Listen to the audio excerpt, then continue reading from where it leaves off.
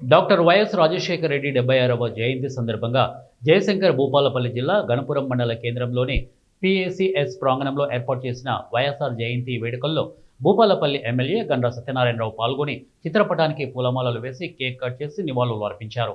అనంతరం ఎమ్మెల్యే గండ్ర మాట్లాడుతూ రాష్ట్రాన్ని సంక్షేమ యుగానికి తీసుకువెళ్లిన మహానేత, అభివృద్ధికి దిశానిర్దేశం చేసిన నాయకుడు, రైతు బంధువుగా, ప్రజల ఆశయ నాయకుడిగా చిరస్మరణీయుడు అన్నారు. ఇక జయంతి సందర్భంగా ఘన నివాళి అర్పించారు.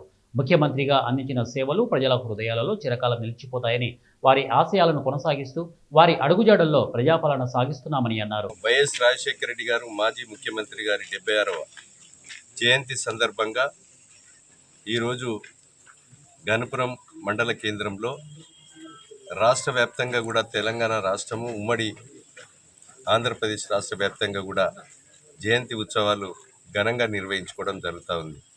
అయితే ఈరోజు వైఎస్ రాజశేఖర రెడ్డి గారు ఉమ్మడి రాష్ట్రంలోనే కాంగ్రెస్ పార్టీ ఉచిత కరెంటు ప్రవేశపెట్టి రైతాంగానికి ఈరోజు అండగా నిలిచి రైతులకు కూడా వాడుకునేటువంటి కరెంటు కూడా ఉచిత కరెంటు అందించినటువంటి ఘనత వైఎస్ రాజశేఖర రెడ్డి గారు.